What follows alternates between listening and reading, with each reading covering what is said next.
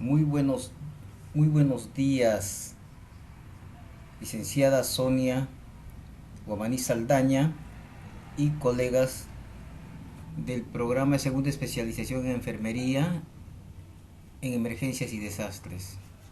En esta oportunidad les habla el licenciado Pascual Fran Velázquez Condori, quien va a tener a cargo una sesión de exposición.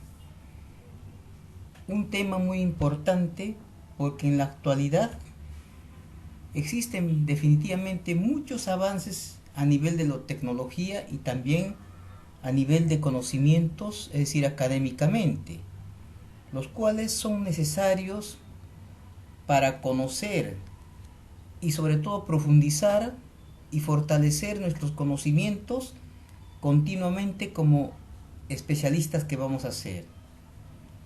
Es decir, patologías cardíacas y pulmonares que en la actualidad han ido en aumento, por lo que es imprescindible saber estos temas. El tema que voy a tratar hoy día es edema agudo de pulmón.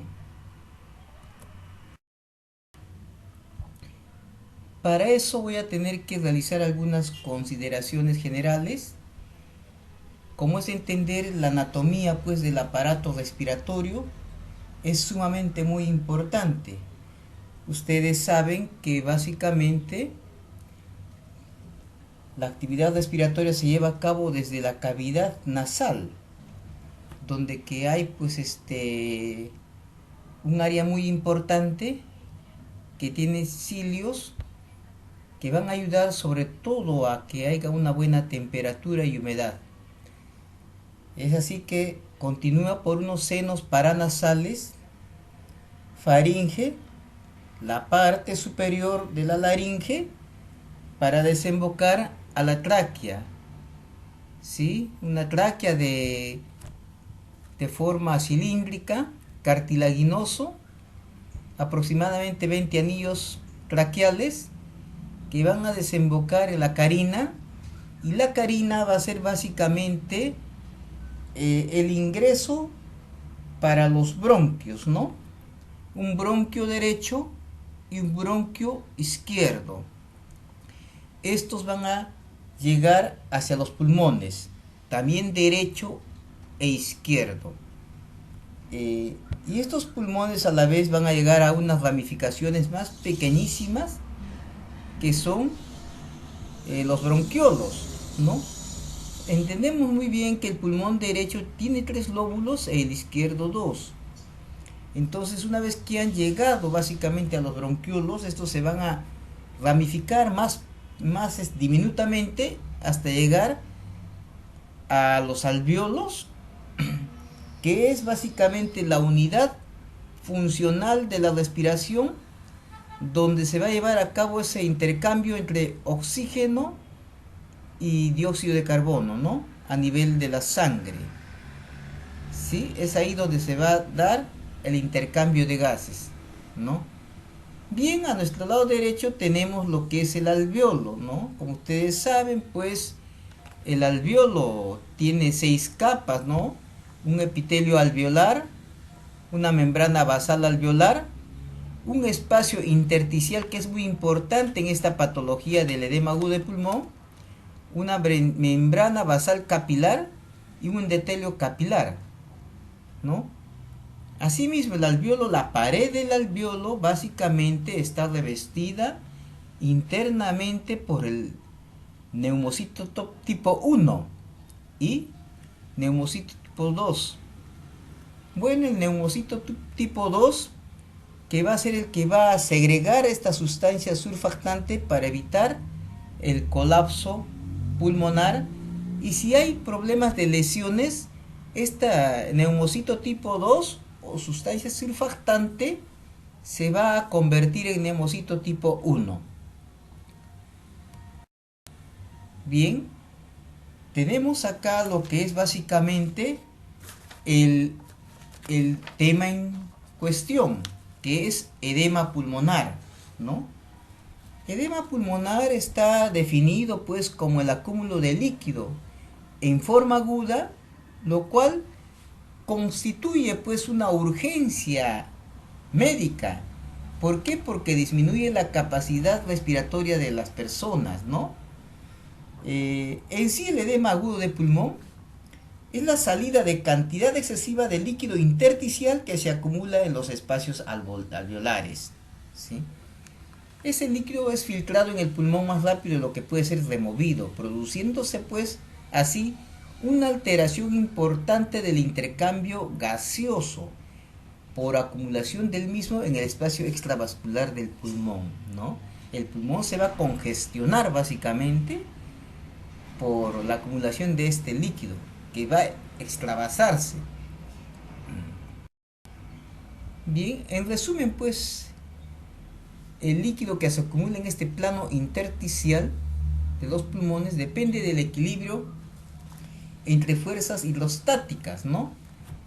Y oncóticas entre los capilares pulmonares en el tejido venoso, para lo cual va a haber factores de seguridad como las fuerzas de Starling, ¿no? La presión de seguridad aguda contra el edema pulmonar, que es de 21 milímetros de mercurio, y la presión negativa del intersticio, ¿no?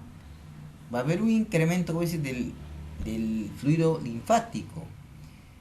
En resumidas cuentas, la ley de Starling significa pues esa pelea que existe entre la presión hidrostática y la presión oncótica, porque la presión hidrostática tiende a sacar líquido hacia el intersticio y espacio alveolar, y la presión oncótica tiende a retener líquido dentro del espacio intraalveolar. Básicamente es la que determina el equilibrio entre estas dos presiones, ¿no? En las personas sanas, las uniones intercelulares herméticas del endotelio capilar no son permeables a las proteínas, ¿sí? Es decir, va a haber como les digo, una membrana por la cual va a estar, pues, cuando la membrana es sana, no va a permitir el paso de las proteínas, ¿no? Es decir, la presión hidrostática facilita el desplazamiento de líquidos desde el capilar intersticio pulmonar. Por el contrario, esta presión oncótica, que depende de la concentración de proteínas en la sangre, facilita el desplazamiento de líquido al interior de los vasos. Bien, los vasos linfáticos eliminan pequeñas cantidades de proteínas que pudieran fugarse. Estos factores originan fuerza oncótica que conserva el líquido dentro del capilar. Sin embargo, esta continua pérdida de la barrera, ¿no?, de esa capacidad de filtración, permite la salida de proteínas del lecho capilar y facilita la penetración del líquido al tejido pulmonar. Por consiguiente, se va a congestionar, los alvéolos se van a inflamar por ese edema, ¿no?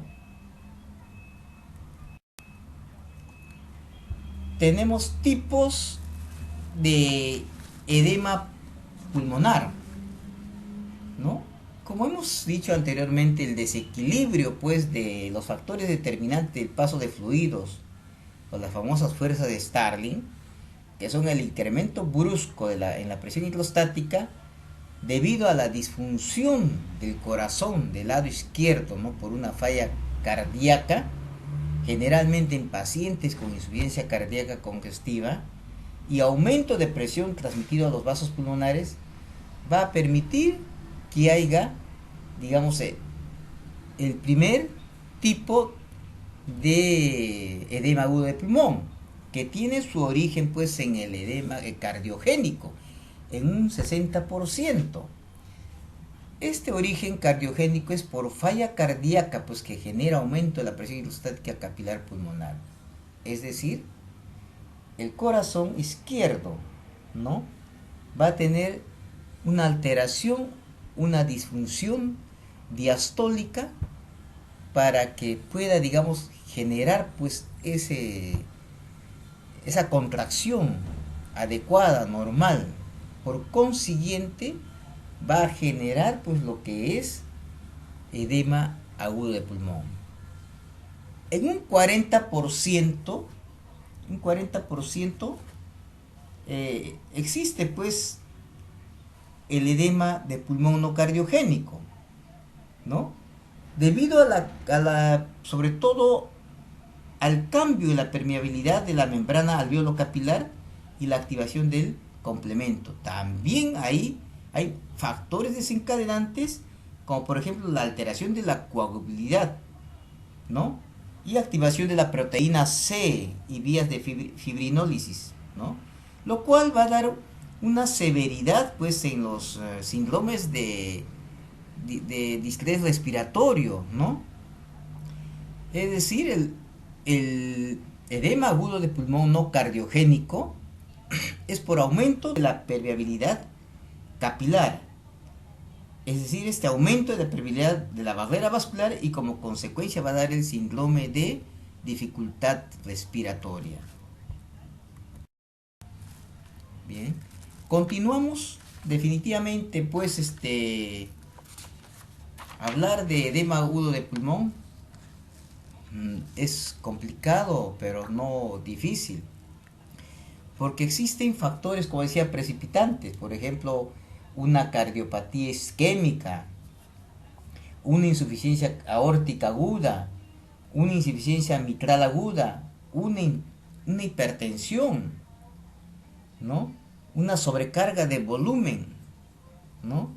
Y hay otros factores precipitantes como la sepsis, la fiebre, las enfermedades tiroideas, las enfermedades respiratorias agudas, como es en el caso pues de lo que era hasta el SARS-CoV-19, ¿no? O el COVID, las arritmias cardíacas, ¿no? Donde básicamente se evidenciaba que en el edema pulmonar cardiogénico hay un desequilibrio de los factores determinantes del paso de fluidos. Eso es lo que denominamos pues la fuerza de Starling, debido al incremento brusco de la presión hidrostática y una disfunción del corazón izquierdo, ¿no? Este aumento de presión es transmitido pues a los vasos pulmonares. ¿Por qué? Porque se excede la capacidad de los vasos linfáticos de acumular en el intersticio y espacio subpleural, ¿no?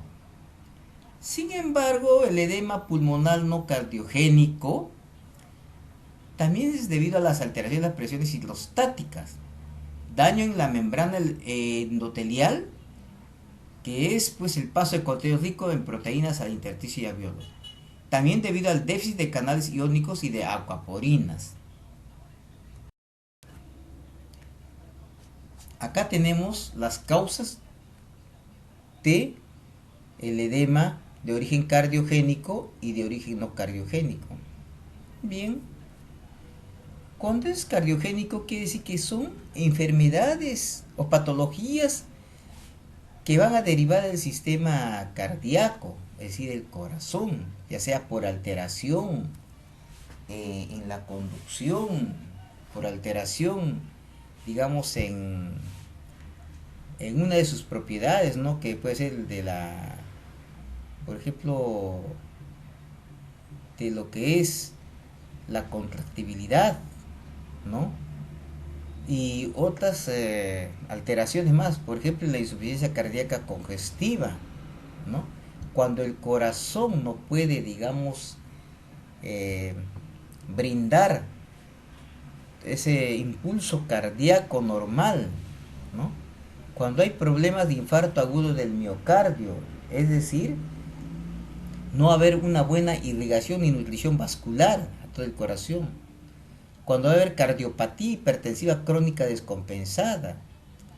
Cuando va a haber enfermedades de las arterias coronarias. Cuando va a haber problemas de arritmias en el sistema de conducción. Cuando va a haber patologías miocárdicas o problemas de valvulopatía aórtico mitral o en taponamiento cardíaco, o también en aquellas en aquellas partes en que el organismo está sujeto a toxinas como las antraciclinas, ¿no? En el caso de las causas no cardiogénicas, tenemos pues el síndrome de dificultad respiratoria, ¿sí? ¿Por qué? Porque el pulmón se va a congestionar, es decir, el alveolo se va a llenar, digamos, de líquido y va a perder su, digamos, esa bondad de respirar, se va a colapsar, va a estar lleno de líquido, va a estar congestionado. Por consiguiente, no va a haber digamos, una buena hematosis, ¿no? La embolia pulmonar, reacciones adversas a algunos medicamentos, como sobredosis o exposición a ciertas toxinas, el síndrome de ahogamiento, los grandes problemas, sobre todo de los menores y jóvenes que van a ir a esas alturas, mayor de 3.600 metros sobre el nivel del mar, el edema agudo de pulmón por presión negativa, las neumonías, enfermedades renal, sobre todo aquellas ya que están en un estadio 5 con hemodiálisis, las infecciones, las de origen viral, ¿no? La inhalación de humo y lesiones pulmonares relacionadas con transfusión, ¿sí?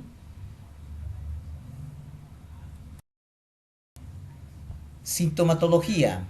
Básicamente, el edema agudo de pulmón tiene una sintomología variada, única, que cursa con una disnea de esfuerzo a pequeños y medianos esfuerzos. La persona rápidamente se agita, antes de caminar aunque sea 100 metros en llano, se está agitando, va a cruzar con ortopnea, ¿no?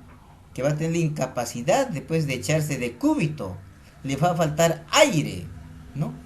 Va a tener una disnea o una dificultad paroxística nocturna, ¿no? Algunos se va a confundir con otro problema que sea de coqueluche, ¿no? O difteria, o asma, porque va a tener dificultad respiratoria y va a tener una secreción media rosácea.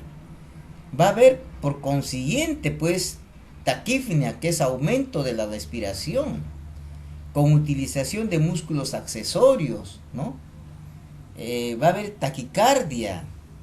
La persona por todo esto va a tener la sensación de agitarse, ¿no? Y confundirse. Va a haber alteración, pues, del sensorio, ¿no? ¿Por qué alteración del sensorio? Porque básicamente, pues, está en un muy mal estado general, no está, digamos, oxigenando bien, no va a llegar la glucosa, ni mucho menos el oxígeno hacia el cerebro. Va a tener ansiedad y sensación de ahogo por esa falta de aire. Y la tos es una queja frecuente. Presentación clínica.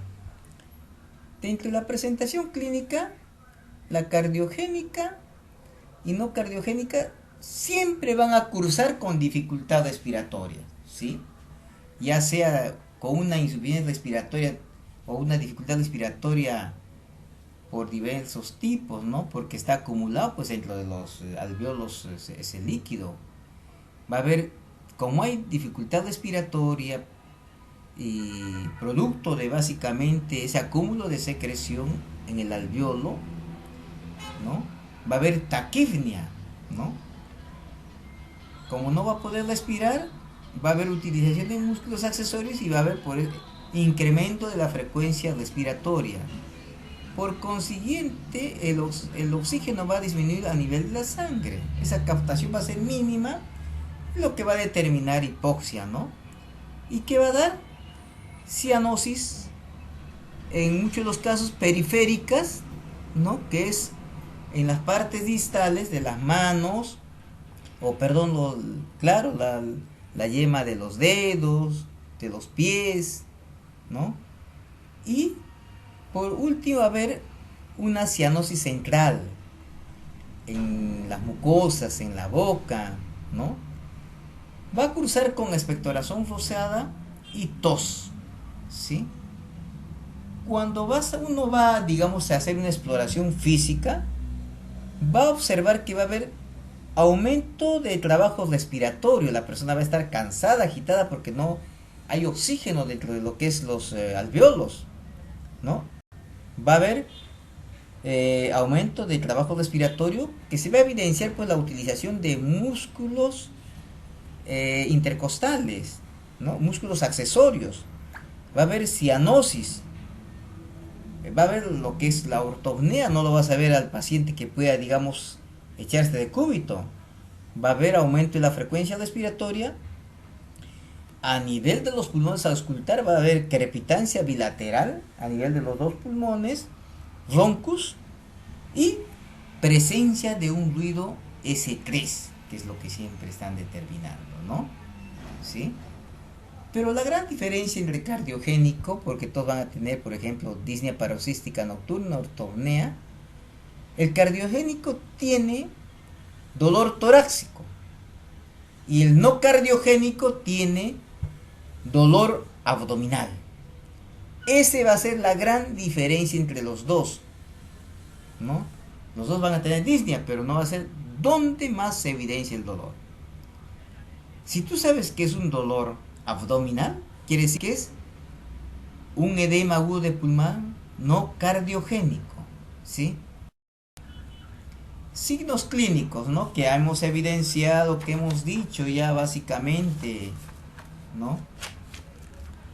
Taquipnea, taquicardia, la presión arterial elevada, diaforesis, ortopnea, distensión de las venas yugular o ingurgitación de las venas yugular con utilización de músculos accesorios, hepatomegalia, soplo cardíaco, reducción de la percusión, es decir, va a haber matidez en las bases, entrada de aire basal reducido, crepitaciones pulmonares, ¿no? Sibilancias respiratorias, porque como el alveolo va a estar lleno de líquido, va a sufrir el alveolo para respirar y eso es como, digamos, un silbido que va a dar una sibilancia, casi similar a un asma. Respiración irregular en el edema grave o en fase terminal y edema periférico. A nivel de lo que es la placa radiográfica, como acá evidenciamos, ¿no? Es una de las pruebas mucho más importantes, que es la prueba complementaria o la ayuda diagnóstica más útil, ¿no? En la fase intersticial, básicamente, o sea, en la fase aguda, de inicio, de aparición o rápida, va a haber una pérdida de la definición de los vasos pulmonares, un engrosamiento del tabique interlobular, ¿no? Y en la fase del edema alveolar va a haber lo que es el patrón de alas de mariposa, ¿sí? O alas de murciélago, ¿no? Como dicen, hay un patrón característico. Por ejemplo, en lo que era COVID era el patrón de lustrado. Y acá es el patrón de alas de mariposa o alas de murciélago. La radiografía, como les decía, es sumamente importante, ¿no? También otra ayuda diagnóstica importantísima, pues es el electrocardiograma, ¿no? A lo menos en de origen cardíaco, ¿no? Va a haber alteraciones de las ondas T, o segmentos T o segmentos Q, ¿no? Básicamente es como, digamos, de las ondas T, por ejemplo, acá en la B2, en la B3, ¿no? Como cuando, digamos, es un problema de un Zika, un síndrome coronario agudo, va a haber bloqueo de rama izquierda. ¿Por qué? Porque el corazón está grande y ahí va a haber una disminución, pues, en lo que es la conducción ¿no? Va a haber fibrilación auricular, ¿no? Con sus típicas ondas F, ¿no? En forma de serrucho. Va a haber taquicardia ventricular, ¿no? Por el crecimiento ventricular, sobre todo izquierdo. Va a haber taquicardia supraventricular y crecimiento de cavidades. ¿Cavidades de cuál? Del corazón izquierdo, ¿no? También, definitivamente, vamos a realizar la gasometría arterial. No solamente para valorar la saturación, para valorar el estado de ventiloperfusión, el ácido base, ¿no? Hay que determinar, pues, si efectivamente cómo está el dióxido de carbono o si hay una hipoxemia, ¿no? Para saber, por ejemplo, si es de tipo 1 o de tipo 2.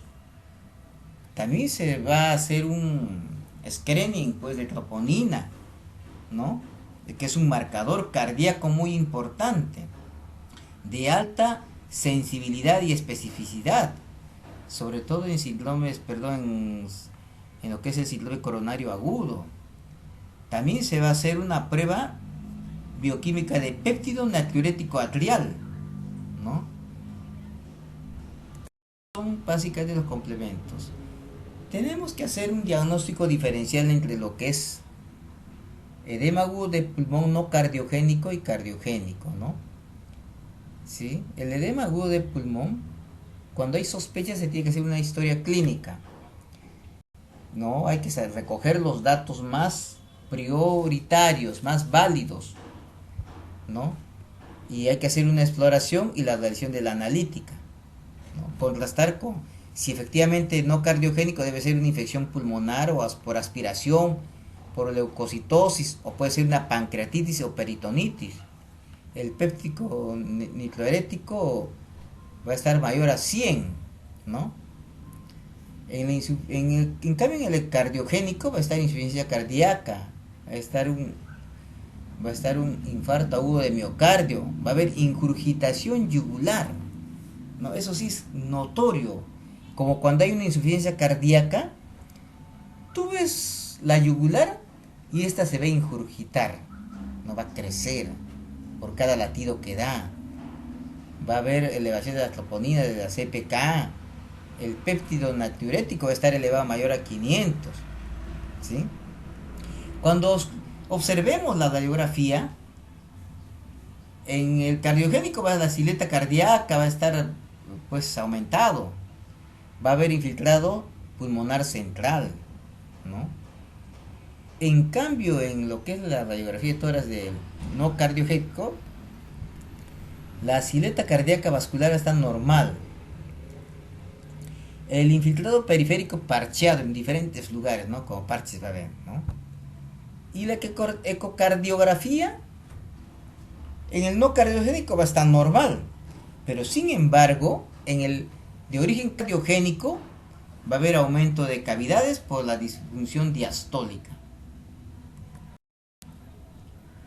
Bien, ahora una vez que ya hemos realizado la auscultación y todos los pasos clínicos para determinar y diagnosticar que efectivamente pues es edema agudo de pulmón de causa cardiogénica y de causa no cardiogénica, con lo cual vamos a tener pues ya decidido qué conducta vamos a utilizar, ¿no? Porque este es un caso muy severo, una urgencia que debe ser tratada. Entonces, el objetivo del tratamiento, como todos dicen, siempre han dicho, ¿no? Soporte cardiovascular, cardiopulmonar. Hay que mejorar la ventilación pulmonar. Hay que disminuir la presión capilar. El tratamiento de la enfermedad desencadenante. Acá en esta diapositiva he puesto objetivo inmediato del tratamiento: mejorar la oxigenación. ¿Por qué? Porque el paciente está con insuficiencia respiratoria aguda, ¿no? Y el tratamiento está dirigido pues a que el exceso de fluido pulmonar regrese a la circulación, como mediante la reducción de la presión hidrostática capilar pulmonar, mediante la reducción de la presión venosa sistémica, aumentando el drenaje linfático. Es decir, hay que empujar el fluido fuera de los alvéolos, sacar, drenar, eliminar del alvéolo hacia afuera, ¿sí? Básicamente el tratamiento, como en todos lugares, en base a oxigenoterapia. En este caso pues puede haber oxigenoterapia de alto flujo, ¿no? Como también se puede hacer la utilización de las cánulas nasales de alto flujo o hasta de la ventilación mecánica no invasiva, que más posteriormente vamos a hablar, ¿no? Después, diuréticos. Los diuréticos, ahí los que son más útiles son el diurético de asa, ¿no? La furosemida. También la utilización de los nitritos, ¿no?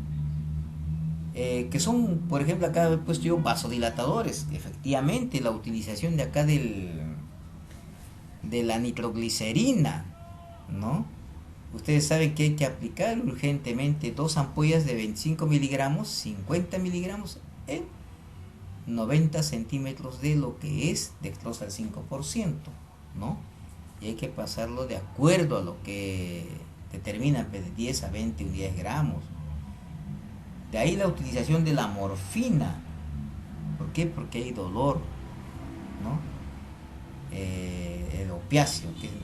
Y también la utilización de inotrópicos, ¿no? Que van a ayudar a mejorar la contractibilidad, pues, cardíaca, ¿no? En este caso sería un inotrópico positivo, ¿no? Todo ese tratamiento se va a ir direccionado a que, pues, mejoren el gasto cardíaco y la presión arterial. Es decir, van a optimizar la precarga, la postcarga y la contractibilidad. Y corrigen los factores asociados que empeoran la función miocardia, como la acidosis, ¿no? La hipoxemia y las arritmias, ¿no? En sí, pues, la furosemida se aplica 20 a 40 miligramos en dosis de reto, ¿no? De inicio, para forzar, pues, a que pueda, digamos, eliminar orina. Por medio de eso se va a eliminar también, pues, esos líquidos malos que existen en ese lugar. La morfina en dosis de rescate, lo que se llama, ¿no? Para, básicamente se pone de 2 a 4 o 3 miligramos intravenoso.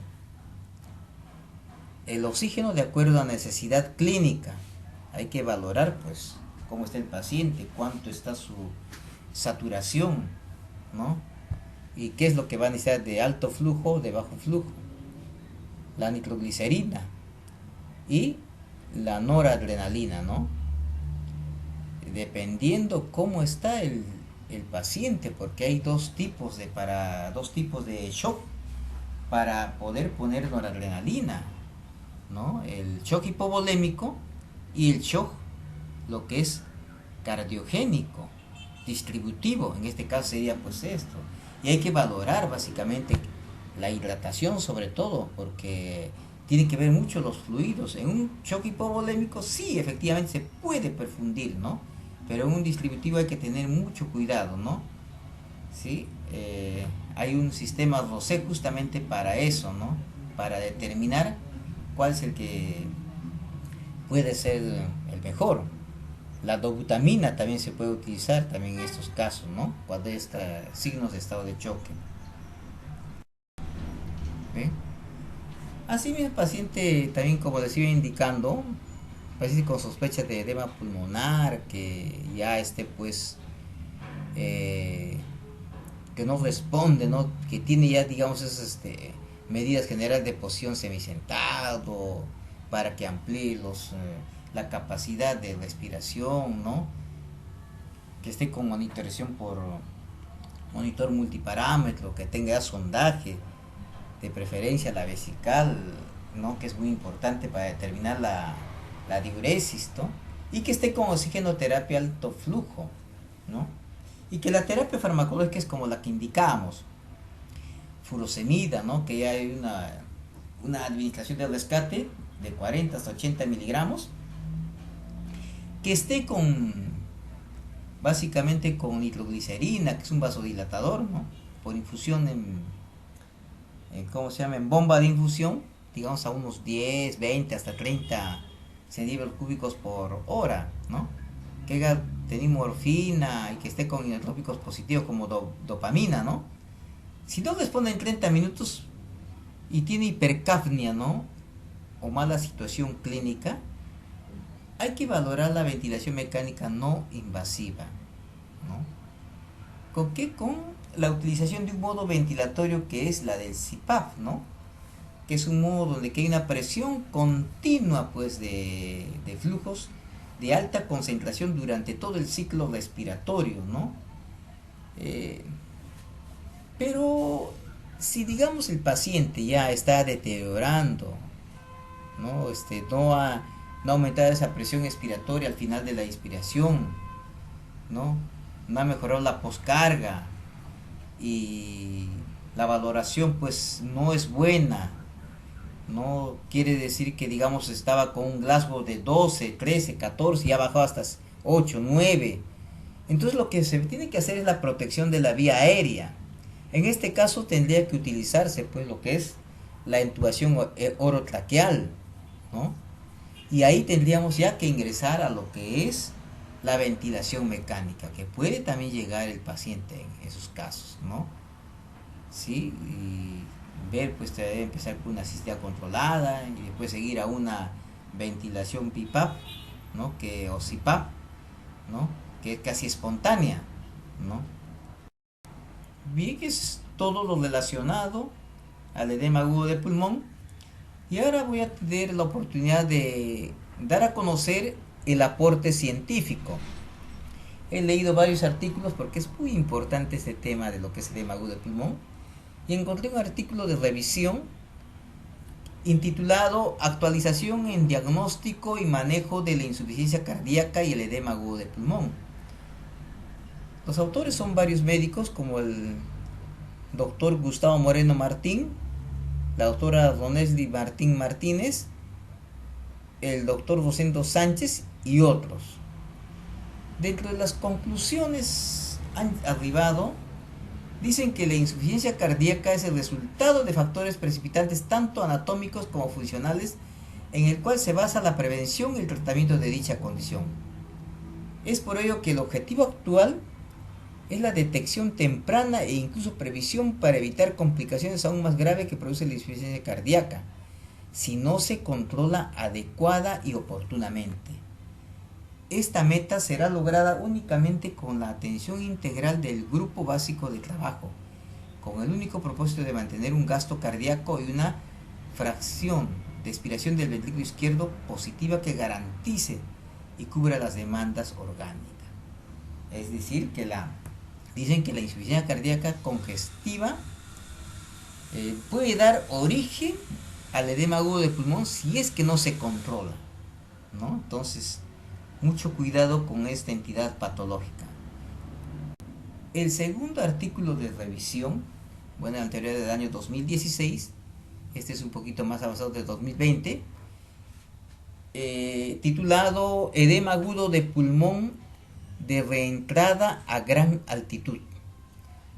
Los autores son uno de Bolivia y uno de Perú, son dos médicos, ¿no?, que han contrastado la literatura y toda la patología en regiones altas, el doctor José Antonio Vírez y el doctor Amílcar Tinoco Solórzano de Perú en el 2020. Conclusiones que arribaron fue: este trabajo ofrece interesantes datos de cómo la rapidez de la instauración del cuadro prácticamente durante el viaje de regreso al lugar de residencia y no a los 2 o 3 días posteriores al retorno, como se reporta clásicamente. De forma característica, el cuadro se presenta en un joven residente en una gran altura en concordancia con la literatura, quien permaneció por un periodo de 2 a 3 semanas a una altitud menor. Si bien la acetosalamida es un fármaco útil en la prevención del edema agudo de pulmón de altura, por otro lado existen reportes recientes acerca de la utilidad de antioxidantes como la vitamina C, que también disminuyen la incidencia de vasoconstricción pulmonar hipóxica. El paciente recibe este fármaco durante su atención. Asimismo se destaca también que no se administró nifedipino, ya que se relaciona a la prevención del cuadro, principalmente que no se emplearon en el tratamiento. El manejo correcto tras el reconocimiento oportuno, con base en la evidencia, permitió devolver al paciente a su entorno social en condiciones fisiológicas adecuadas. Es decir, todo depende de ese algoritmo de atención oportuno, ¿no? Donde que básicamente se tiene que evitar la vasoconstricción pulmonar hipóxica, ¿no? Y hay medicamentos que son muy buenos para ese caso, como la acetazolamida y la vitamina C, ¿no?, que ayudan mucho en que el organismo vuelva a su estado normal. Por último, cuidados de enfermería. De primera intención, es básicamente tenemos que ver si es que existe pacientes con descompensación hemodinámica y sin descompensación hemodinámica. Siempre es bueno, pero aquí englobado, siempre es bueno primero mantener al paciente en una posición semifolder y sobre todo en reposo, para que pueda ver si es que su mecánica ventilatoria funciona bien. Para lo cual tenemos que pues, tratarlo con el NOC, que es cuidados cardíacos, oxigenoterapia y manejo de vía aérea, ¿no? Primero es la evaluación que tenemos que hacer el paciente, si es que está consciente o no. Mucho más que el examen de Glasgow, hay que ver si el paciente tiene algún deterioro mental, ¿no? Producto del edema, o si está consciente, ¿no? Si reacciona a ciertos estímulos, ¿no? Si tiene el reflejo toxígeno normal. Si este paciente tiene una descompensación, por ejemplo, dificultad respiratoria, ¿no? Por ejemplo, se le ha podido, digamos, poner en una posición y no mantiene, hay ortopnea. Entonces hay que oxígeno terapia según necesidad clínica. ¿Qué significa esto? Que si mi paciente tal vez está saturando 88, 87, está compensando, puedo utilizar una cánula binasal, ¿no? Tal vez empezar con unos 2, 3 litros. Y si compensa, muy bien, ¿no? Porque la utilización ya de los medicamentos le va a ayudar, o la nitroglicerina. Pero si este paciente no reacciona, continúa con ese deterioro de la función respiratoria, de esa incapacidad de que el paciente pueda, digamos, ventilar bien, voy a tener que utilizar oxigenoterapia alto flujo, ¿no? Tal vez con una cánula Venturi, ¿no? Tal vez puedo empezar, digamos, con 9 litros, ¿no? Que son 35%, ¿no? O 12 litros, que es 40, o 15 litros, que es 50%, de acuerdo a la necesidad clínica. Si el paciente, en cambio, tiene un cambio brusco y se deteriora más, hay una mala evolución desfavorable, ¿qué tenemos que hacer? Protección de la vía aérea. Si el, digamos, tiene ya un nivel de Glasgow de lo que tenía 14, baja 12, baja 8, 9, ya no vamos a esperar que baje mucho más. Hay que actuar de inmediato. Ya te habremos supuesto para ese tiempo, ya habremos, ya, como es sabido en unidad de shock trauma, ya las funciones vitales, ya le hemos tomado el electrocardiograma, ¿no? Y ya se habrá efectivizado las ayudas diagnósticas, entonces ya estará con control de monitoreo multiparámetro y un neumomonitoreo. ¿No funciona? Protección de vía aérea, ¿qué es? La intubación, ¿sí? En la intubación, el licenciado en enfermería tiene que, pues, estar hábil, dinámico, porque tiene que apoyar no solamente en la preoxigenación, sino en el procedimiento mismo, ¿no? Desde la preparación de lo que es la sedación y la analgesia, desde el apoyo que tienes que brindar en todos los insumos, qué tipo de tubos traqueales, qué número, ¿no? Tal vez es un 8, un 8.5, que esté la guía, que esté, digamos, el laringoscopio con sus palas, digamos, bien efectivas, con buena luz, ¿no? Tenemos que proveer de todos los insumos, sobre todo los que son de elementos de protección personal, ¿no? Y entubar.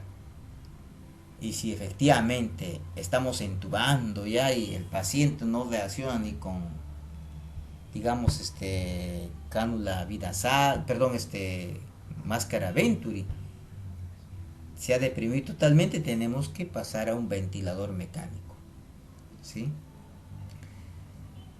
Después ya hemos canalizado, pues, una vía venosa de grueso calibre, de preferencia 2, un calibre 18G, y hay que empezar la administración siempre de medicamentos, ¿no?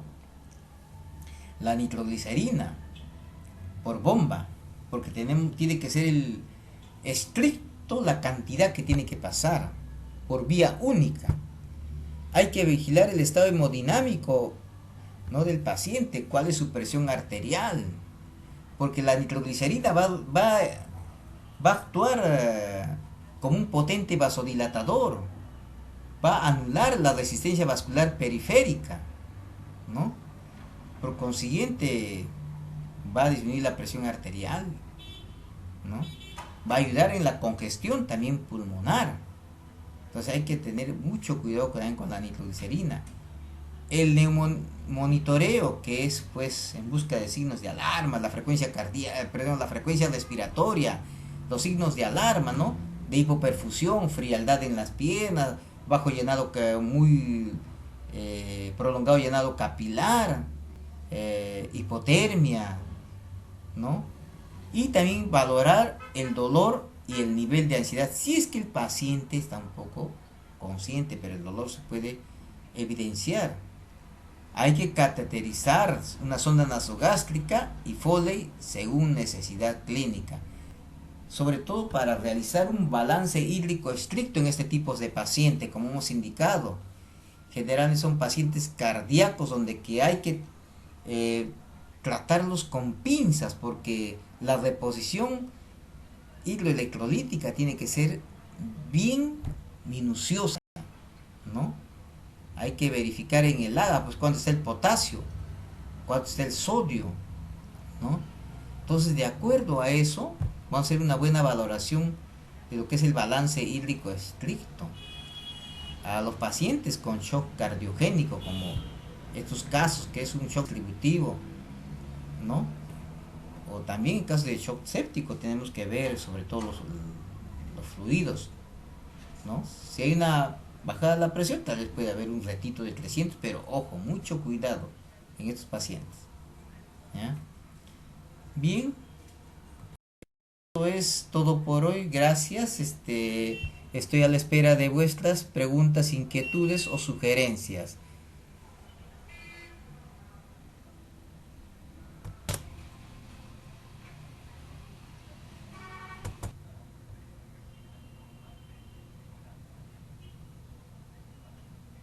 Pausa. Ok.